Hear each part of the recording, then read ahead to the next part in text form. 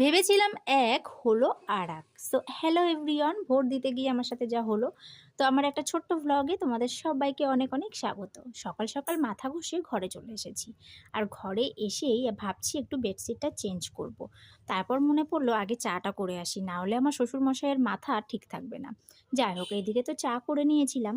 চা করে শ্বশুরমশাইকে চা দিয়ে তারপরে কিন্তু আমি আবার চলে আসলাম ঘরে আমার বেডশিটটা পাল্টাতে। শ্বশুরমশাইয়ের শরীরটা একটু খারাপ, সকালে উঠে শুনছি ওনার নাকি বারবার পাতলা পায়খানা হচ্ছে। যাই হোক, দেখো ফাইনালি তো চলেই আসলাম। আর এই যে বেডশিটটা আজকে পাতবো, তোমরা শুধু জাস্ট বলো কেমন হয়েছে। মানে ক্যামেরার থেকে অরিজিনালি আরও বেশি সুন্দর লাগছে। আর এটা কিন্তু খুব কাছের একজন আমাকে গিফট করেছে আমার বার্থডেতে। যাই হোক, আমার তো খুবই পছন্দ হয়েছে জানো তো। আর একটুও রঙও উঠবে না মনে হয়। তো চলো ফাইনালি তো বেডশিটটা পেতে নিলাম। এবার বলো তো কেমন লাগছে আমার খাটে পেতে।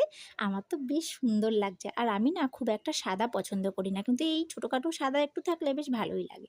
চলো, খাটটা তো এখন ক্লিন হয়ে গেল, এবার ঘরটাকে একটু ঝাড়ু দিয়ে নিই। ওই যে মেশিনের উপর দেখছো এক গাদা মালের লট, কালকে মালিক এক গাদা মাল দিয়ে গেছে। তো যাই হোক, তারপর চলে আসলাম রান্নাঘরে। প্রথমে তো ভেবেছিলাম একটু ছোটোখাটো রান্না করলেই হয়ে যাবে, তারপর বরমশাই বলছে বাড়িতে বলে দুজন অতিথি আসবে। এইবার তো রান্নার তাড়াহুড়ো বেঁধে গেল।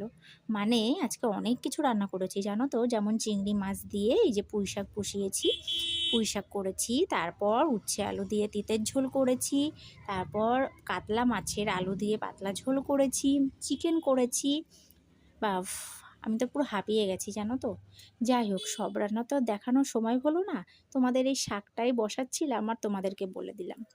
এর মধ্যে কিন্তু তারপরে এই যে মাংসর আলুটা ভেজে নিচ্ছি, এখন কিন্তু মাংসটাকেও বসিয়ে নেব। আজকে আমার সাথে একটা ঘটনা ঘটেছে, তোমরা জাস্ট দেখো তাহলেই বুঝতে পারবে। তো যাই হোক চলো, এদিকে তো ভাতটা ওইদিকে বসিয়ে দিয়ে এইদিকে কিন্তু আমি যে মাংসটা বসিয়ে দেবো। তা ভাবছি যে ভাতটা একটু কম আঁচে দিয়ে মাংসটা একটু বেশি আঁচে দিই, তাহলে আমার সুবিধা হবে, তাড়াতাড়ি হয়ে যাবে। তারপর এদিকে মাংসটাকে কিন্তু আমি এখন কষিয়ে নেব। প্রথমে কিন্তু আদা রসুন পেঁয়াজ এইসবের পেস্ট আমি ভালোভাবে, মানে পেঁয়াজ টমেটোতে দিয়ে ভালোভাবে একটু গন্ধটা কেটে আসলে তারপরে মেন যে জিরে লঙ্কা সেই মশলাটা দিয়ে দিয়েছিলাম। আর এই দেখো, এই যে মাংসটা কষিয়ে নিচ্ছি। আর এই মাংসটা কষাতে কষাতে আমার ভাতটাও হয়ে গেছিলো। আর জানো তো, আজকে ভাত উপর দিতে গিয়ে আমার হাতে ফ্যান পড়ে হাতটাই পুড়ে গেছে। সঙ্গে সঙ্গে কলগেট দেওয়াতে ঠুসা আর পড়েনি। যাই হোক, দেখো মাছের ঝোলটাও কমপ্লিট হয়ে গেল। টুকু করে কালারটা কেমন এসছে, আমার তো বেশ দারুণ লাগছে মাছের ঝোলের কালারটা। তো চলো ফাইনালি ভোটটা দিয়েই আসলাম। আর ভোট দিতে গিয়ে যা হলো, মানে নামই আমার পাচ্ছিল না। এ কি, নাম তো আমার কাছে স্লিপ আছে অথচ নাম পাচ্ছে না। যাই হোক, অবশেষে পাওয়া গেল আর ভোটটা দিয়ে চলেও আসলাম। কাকে ভোট দিয়েছো তোমরা? আমি কিন্তু ফুলে দিয়েছি, তবে সেটা ডাঙায় না জলে ফোটে সেটা বলবো না। তো যাই হোক, ভোট দিয়ে এখন